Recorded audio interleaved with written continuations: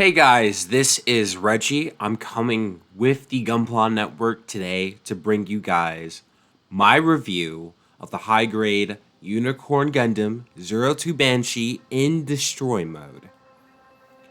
So, after we did the unboxing, I built it up and here's what we have of the Banshee. And I gotta say, it's definitely one of the tallest high grades I've ever built. Obviously, with the destroy mode, the Banshee is going to get those extra 2 inches. But the Unicorn series were always kind of the bigger mobile suits, especially they, along with the new Gundam, were like the peak of early to mid UC in terms of height and girth before we went the ways of F91 and Victory, where they made them smaller and more compact. So Banshee is definitely going to stick out in terms of height in your high grade collection. The build quality, it was mostly straightforward build. It was just somewhat repetitive because a lot of the parts are somewhat repetitive, but a lot of the parts are similar to each other because they're exact mirrors of each other. And everything fits really well. And it's definitely, I could tell from my building experience, it's almost like somewhat of a turning point where it has a lot of the technologies from the older high grade kits, like pre-build series, but they were starting to turn it around a little bit, especially with how the waist is constructed. It has like the T-bar and then you put the waist unit on top of each other. So it was definitely it's edging more towards more modern than old school, but I would say like the worst part are the aspect of the fact that nummarks will be your worst friend in this kit. It's just a lot of the nummarks are pretty bad, and because of the color of the suit and also just the placement of the gating. This wouldn't be bad if it was a normal unicorn, because the normal unicorn is of course white, but since this is supposed to be a black or a Titan's blue, let's be honest with each other, it's going to show up more. And you could try to clean it up and you could do your best, but there are some gnarly gate marks here and there. Also, the stickers are probably not good. I'd say the worst ones that I tried to use were the ones for the Vulcan cannons on the shoulder and the V-fin, and they both look terrible, which is why after that, the only stickers I used were the main head camera and the eyes. The sticker placement on the Unicorn Banshee is just deplorable. It's just not look good in my opinion. But in terms of build quality, if you want like a good 2-3 hour build, this is it. This is smooth, steady. This is smooth, steady, quick. It's just you're going to be taking a lot of time cleaning up nubs. In terms of posability, I gotta say, this had a little bit more than I expected. You're gonna get a kind of like a double jointed neck, front and back. It's actually a little loose, to be honest, in my opinion. You're gonna get the full 360 of the head. The shoulder has like a 2-joint system in it, so the joint inside the shoulder and then the arm can help raise it out. So you can get a little bit more than parallel. It's gonna be able to circle 360 behind the Gundam. You're gonna get a bicep swivel, double jointed elbows. Now the hands are connected with a polycap, but because of the weaponry, you're almost never gonna be able to use the hands. So it's kind of like one of those situations where you should pick out your hands before you put on the armor accessories. Waist is actually 2 joints, so you're gonna be able to swivel 360. It's the legs that are a little bit disappointing because, like I said, this was like almost there, but not quite the level of build in terms of waist, because you're not going to get parallel because it's like a T joint for the legs, so you're not going to get a full spread. And the knees are also kind of, you're not also going to get a full knee because how the back armor, especially on the thigh, it works, you're not going to be able to bend. And you're going to get a decent toe bend. I'd say posability is passable, average, nothing too shocking, no revolutionary joints. You're going to be able to do decent posing with this. Now, when it comes to the accessories, the 2 main accessories are going to be the Arm Armor BS and the Arm Armor VN. I'd say these look good.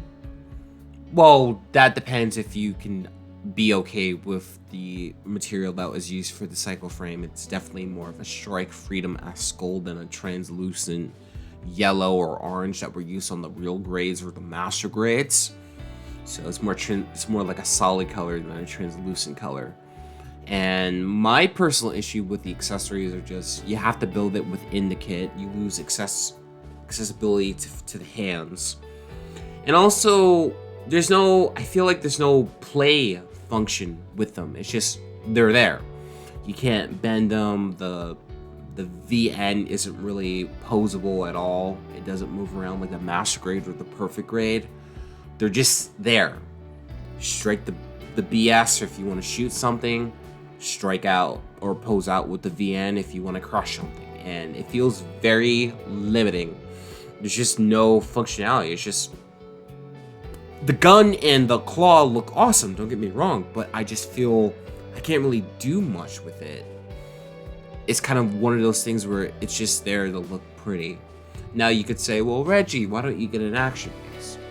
I mean, yes, action base would open up my horizons a little bit, but again, it's just, I feel there's something lacking here. There's a lack of playability.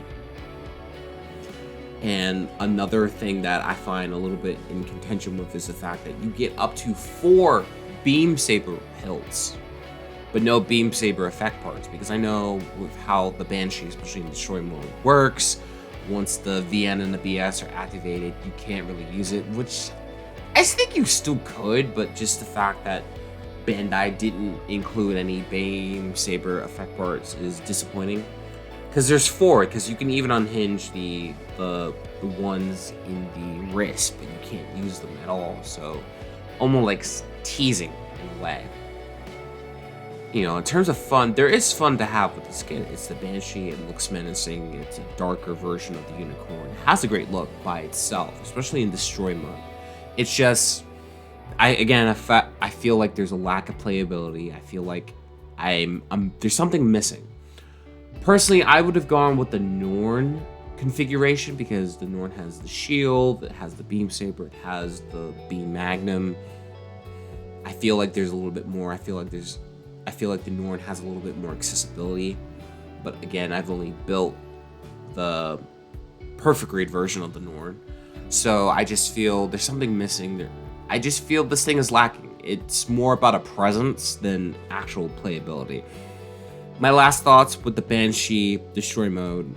You know, I said in my unboxing that I was going to address a lot of the critiques that the old Unicorn Gundams have, because a lot of them have been using the same mold for 10 plus years now, because this thing came out in time for the anime or the OVA back in the late 2010, early.